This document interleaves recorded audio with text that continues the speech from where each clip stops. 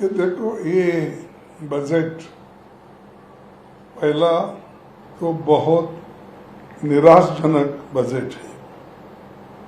दूसरा, ये अपना सिंहासन बचाने के लिए ये बजट किया गया है।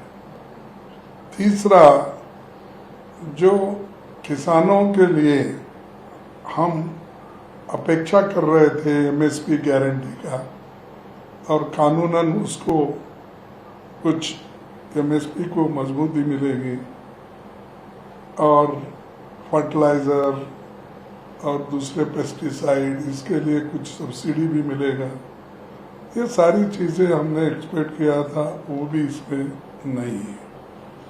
और इतने हादसे रेलवे में हो रहे हैं, वो रेलवे का तो ऐसा हो गया ना इधर का ना उधर का।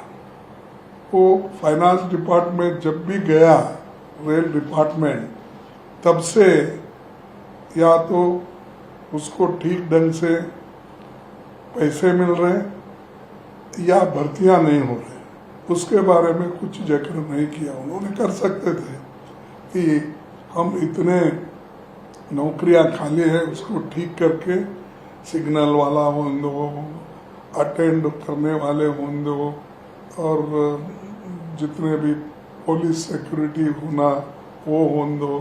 ये जो आवश्यक चीज़ें रेलवे में करनी थी वो भी उन्होंने नहीं किया। और पटरी सुधारना, रेल पटरी सुधारना और बाकी के जो पैसेंजर की सेफ्टी के लिए कुछ करना था, वो भी इन्होंने ज़्यादा पैसे रख के कुछ नहीं किया। और बहुत दिन से मैं खुद ही कोशिश कर रहा हूँ, जो पहले के स्कीम्स थे, खास करके जो बोगी फैक्ट्री हम कर्नाटक में बनाए थे, उसको एक्सपांड करने का था। तो अब 10 साल से वो एक्सपांड करने के लिए कुछ पैसे नहीं दे रहे। और बहुत से जो नए स्कीम पहले गवर्नमेंट दी थी और जो रेलवे लाइन नए दिए थे, वो भी इसमें नहीं है। मध्यम वर्ग को, गरीबों को, अति पिछड़ों को सब पीछे डाल दिया है। कुर्सी बचाने के लिए जो 1-2 लोगों को खुश करना था, वो उन्होंने अपने बजट में ओपनली दिखाया। लेकिन जो वो तो ठीक है, किसी को मिल रहा है तो ठीक, लेकिन जहाँ जरूरत है, मैं उदाहरण के तौर पर करता हूँ कि हमारा एरिया मोस्ट बैकवर्ड है, हैदराबाद, कल्याण कर्नाटका हैदराबाद, वहाँ पर उसको संविधान ने स्पेशल स्टेटस दिया है।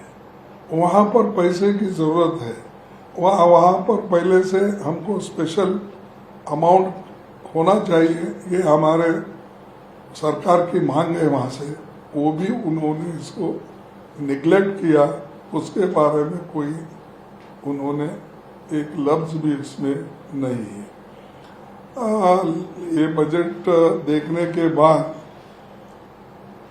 ऐसा लगा कि उन्होंने 2 मित्रों को खुश करने को छोड़ के दूसरे किसी को भी 140 करोड़ जनता को उन्होंने अलग रखा और 2 मित्रों को उन्होंने साथ लेकर कुर्सी बचाने का काम किया है। तो कुल मिलाकर ये बजट किसके लिए है, अब बाद में मालूम होगा। क्योंकि एक तो हमने बोला कि 2 लोगों के खुशी के लिए ज़्यादा है, और वो उनकी हमेशा क्या है, प्रॉमिसेस तो बहुत है उनके, लेकिन काम कुछ नहीं होता। एक आप ऐसा, एक तो इनके 10 साल के बजट में हमको बताइए कि जैसा मनरेगा जैसा प्रोग्राम हमने किया, फूड सिक्योरिटी का हमने प्रोग्राम किया, हेल्थ मिशन का काम हमने किया, और राइट टू एजुकेशन का काम हमने किया। ये 10 साल में सारे जनता के लिए बच्चों के लिए मिड डे मील स्कीम, ऐसी सारी चीजें हमने 10 साल में करके सारे जनता को समान दृष्टि से हमने किया। आप ऐसा बताओ, आप किसको लास्ट टाइम इन्हों करोड़ों मकान बनाने का आश्वासन दिया, आवास बना, उसमें अभी भी 50% भी नहीं हुआ। अब आगे अब बनाने का आश्वासन तो दिए हैं, तो जब छत मिलेगा तभी लोग याद करेंगे उनको। अब फिलहाल तो वो शायद मैं तो समझूंगा कि वो जो भाषण करते हैं, और मोदी जी पहले की गारंटी तो कुछ नहीं दिए, तो अब इसमें अपनी गारंटी की बात नहीं की है उन्होंने। इलेक्शन में के पहले किए गारंटीज की बात, अब इस बजट में तो उनकी गारंटियां दिख रही नहीं, सब छुप गई। तो एक मोदी साहब हमेशा, उनको आदत है झूठ बोलने की, तो इसीलिए मैं कभी और मौका मिला तो बोलूंगा उनके 10 बड़े झूठ कैसे हैं वो मैं बताऊं।